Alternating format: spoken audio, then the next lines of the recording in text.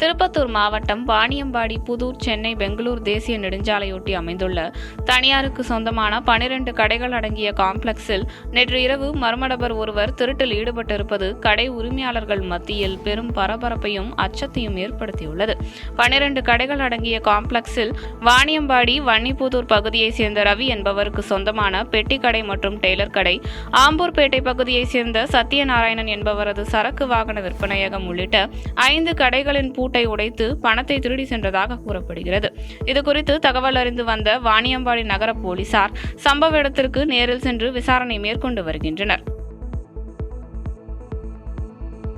பாதகம் செய்பவரை கண்டால் நாம் பயங்கொள்ளலாகாது பாப்பா, மோதி மிதித்து விடு பாப்பா, அவர் முகத்தில் உமிழ்ந்து விடு பாப்பா.